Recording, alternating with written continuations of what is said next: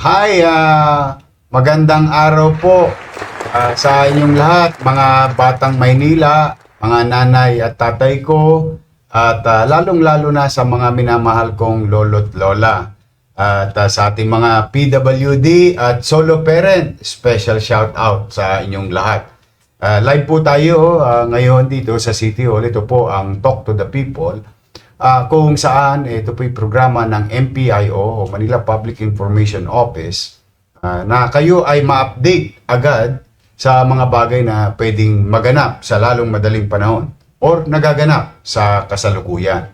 May mahalaga po kaming announcement para sa mamamayan ng lungsod ng Maynila, lalong-lalo na sa mga paborito ko, ang mga lolo't lola ko. Stay safe always and stay healthy. At, I love you. Totoo naman. Tsaka, yung ating mga PWD na nasa hustong gulang at PWD na minor de edad sa lungsod ng Maynila at sa lahat ng masigasig na solo parent, no, na iniraraos ang kanilang mga anak, mga supling, na maitaguyod ang kanilang kinabukasan kahit nag-iisa lamang sila.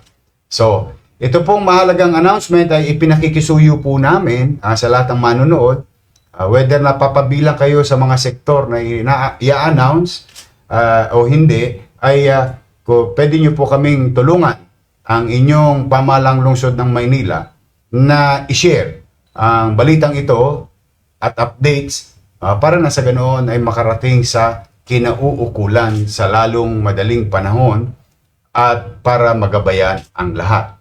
Sa mga barangay chairman, okay po, special na mention din ngayon sapagkat kayo ang magpapatupad muli at muling ipinagkakatiwala sa inyo ng pamahalang lungsod ang implementasyon ng mga programa ng ating lungsod. Nay, Tay, let me begin.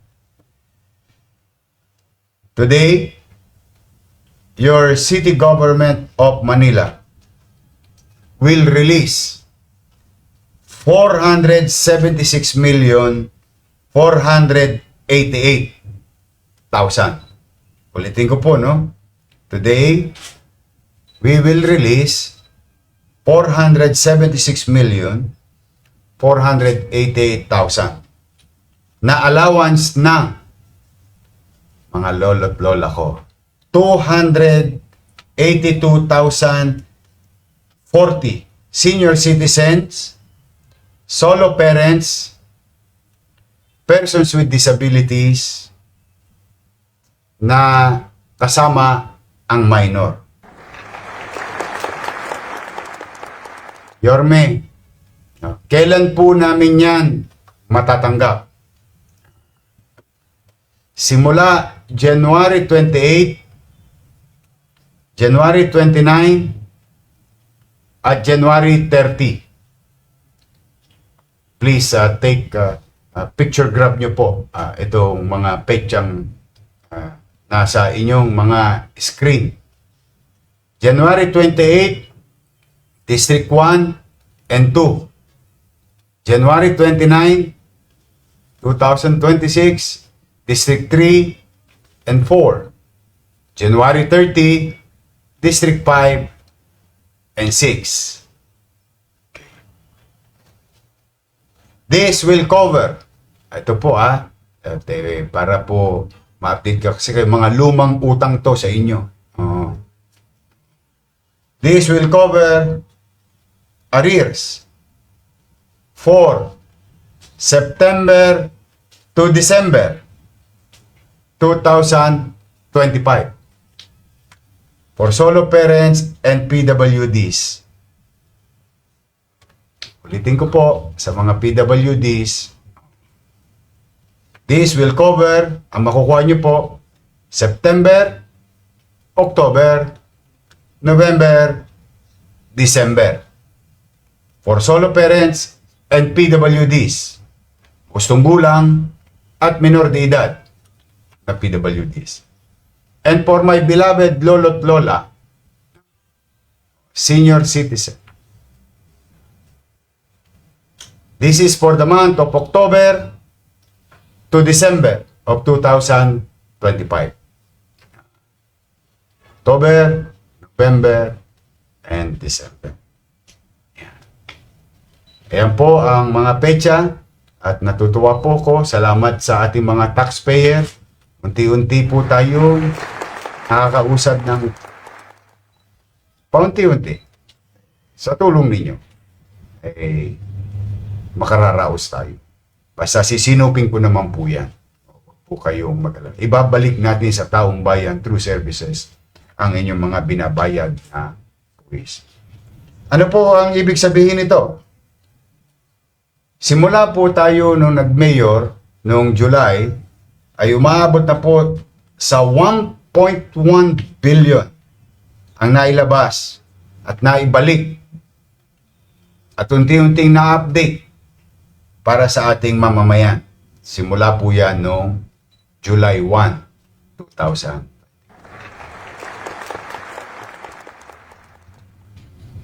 Now, ang senior citizen is 205,505, amounting to 325,839. Sa solo parents, 16,673 registered solo parents, amounting to 33,346,000. Sa PWD adults, 49,687. Sa PWD minors, ang amount sa PWD adults is 97,458,000. Sa PWD minors, 10,175, amounting to 19,845,000. Okay? So, yan po mga kababayan ang ating announcement para sa lokal. Para sa lokal, no? Ngayon naman, yung first quarter na ibigay na yung 180 million galing sa national government. Yung third and fourth quarter naman, galing sa national government, na ibigay na rin noong December. So, ang total na naibigay po natin sa dalawang quarter, galing naman sa DSWD National ay total of 352,707,000. Nabawasan na po si Judith. Kilala niyo si Judith? Judith na, Yorme. Masaya-masaya po ako. Sa mga barangay chairman na nanonood, paki-share ninyo itong broadcast na ito. Sa aking mga minamahal na lolo't lola. Yorme, I love you. I love you. Please, kung kayo'y nanonood ngayon, paki-share nyo po itong live broadcast ng inyong pamahalang lungsod sa inyong kapwa senior citizen. Sa mga presidente ng senior citizen at PWDs and solo parents. Kung kayo'y nanonood, paki-share nyo po ito. Para lahat po ay walang kalituhan at nakita nyo naman for the past so many months, maayos ang distribution ng kasalukuyang administrasyon, may sistema, may takdang panahon, may tinakdang lugar. Yun po. Kaya po, ninanais natin laging mapagtagumpayan na pag nagbibigay ng serbisyo o benepisyo sa tao ay maayos. Kasi ayaw ko po kayong naarawan, na magulo rito, mahaba pila dyan, and so on and so forth. Kasi maraming nalilito. Please help us inform everyone. So muli, sa akin namang mga guro, steady lang kayo. Inuunti-unti ko lang yan. Mukhang meron ding magandang balita sa inyo. But for the meantime, I'm happy for my lolo and lola, mga minamahal kong senior citizen, sa mga magulang, masisipag na solo parent, sa mga PWDs, kita-kita po tayo. So maraming salamat mga taxpayers of the City of Manila. Because of you, na i-deliver natin yung serbisyo sa kapwa natin Manileño at sa inyo din. At pumanatag kayo, ako naman po'y pipilitin ko sa abot ng aking makakaya na maging masinop, mainam sa paggasta. Wala po tayong gagastahan o gagastusan na hindi pakikinabangan, pangmadalian at pangmatagalan, short-term and long-term benefits sa bawat mamamayan. Yan po ang focus, direction ng inyong pamalang lungsod sa taong 2026. At the same time, yung lumang obligasyon ay patuloy nating lilingon-lingunin. So, mag-iingat po kayo. Sana ay nasa mabuti kayong kalalagayan habang nanonood. Maraming salamat po at pagpalain nawa kayo ng poong may kapal. Manila, God first.